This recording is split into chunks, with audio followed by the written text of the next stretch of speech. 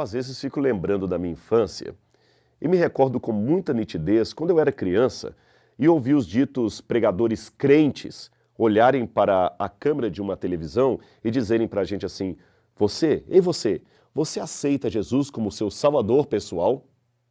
Naquele tempo, eu, por alguma razão, gostava de ouvir esses pregadores crentes, pregadores como Jim Swaggart, da Igreja Assembleia de Deus, ou Rex Humbard, da Igreja Batista.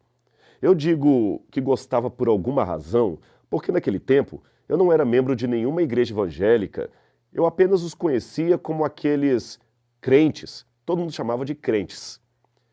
Mas, de qualquer maneira, como eu disse, eu gostava de ouvi-los. Hoje eu sou também um crente, sou adventista do sétimo dia. No entanto, eu tenho observado que houve uma mudança muito significativa no apelo que muitos pregadores fazem, especialmente os pregadores de televisão. Muitos dizem para eu aceitar Jesus não como meu salvador pessoal, pelo contrário. A maioria parece insistir para que eu aceite a Jesus se eu tiver problemas financeiros. Eles querem que eu aceite a Jesus se eu tiver problemas emocionais. Eles querem que eu aceite Jesus se eu estou com problemas financeiros na minha conta corrente. Então insinuam participações em cultos para depois disso darem depoimentos de curas, de recuperação de empresa, de carro.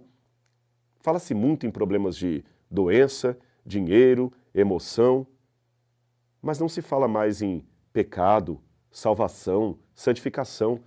O que aconteceu?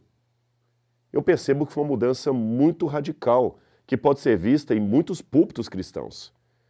Já dizia o velho apóstolo Paulo, citando o Antigo Testamento: hoje, se ouvirdes a sua voz, não endureçais os vossos corações, Hebreus 3, versículo 15. Mas, já que demonstrei saudosismo dos tempos em que os pregadores insistiam para eu aceitar a Jesus como meu salvador pessoal e não como meu consultor de negócios, eu ainda faço uma pergunta hoje. O que significa, naquele tempo ou hoje, aceitar a Jesus? Essa pergunta é muito importante porque algumas expressões religiosas não são tão claras como gostaríamos que fossem. Aceitar, por exemplo, pode trazer uma ideia errada à cabeça. Geralmente aceitamos um biscoito, um chá, um presente. Aceitar uma pessoa parece complicado. Existem, porém, casos em que uma pessoa aceita a outra, assim como, por exemplo, quando uma pede a outra em namoro ou pede em casamento. É esse o sentido da expressão aplicada a Cristo. Aceitar a Jesus como Salvador pessoal significa receber o presente dele, o presente da vida eterna. O problema é que muita gente pensa que aceitar Jesus é apenas uma questão emocional ou intelectual. Eles até concordam que Jesus foi um bom homem, que fez um bom trabalho, mas ficam nisto. Não se sentem motivá-los a segui-lo, não se sentem motivados a serem transformados por sua graça. Isto, meu amigo, não é ser convertido, mas sim convencido a respeito de Deus.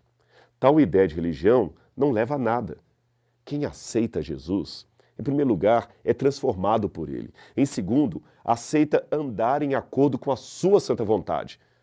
Mas não se torna perfeito da noite para o dia. Ninguém consegue atingir a perfeição assim, num estalo. Esta pessoa que aceita Jesus ainda cometerá falhas. A diferença é que a graça de Cristo vai aos poucos nos moldando e dando poder para vencer a tentação e o pecado. Afinal de contas, Ele, Jesus, sabe que não podemos brincar de ser cristãos. E aqueles que aceitam a Cristo têm o mesmo sentimento. Não posso brincar com a salvação que o meu Senhor me deu. Assim, aqueles que aceitam a Jesus genuinamente têm duas coisas em sua mente. Em primeiro lugar, eles estão cientes de que não é Deus que precisa da sua fidelidade, mas o seu respeito aos 10 mandamentos trará vantagens sobre eles mesmos. Portanto, reconhecem que não estão fazendo nada para favorecer a Cristo, mas apenas para favorecer a si mesmos. Quem ganha com a obediência é aquele que obedece. Em segundo lugar, aqueles que aceitam a Cristo também sabem que as suas imperfeições não levarão Cristo a desistir deles. Se caírem em tentação, arrependam-se de verdade, e o Senhor estará ali, disposto a perdoá-los do mesmo modo que esteve disposto a morrer por eles, porque Ele é o seu Senhor e Ele os ama. É por isso que aceitar a Cristo é a mais inteligente decisão da vida. Pena que muitos pregadores não falam mais para você aceitar a Jesus.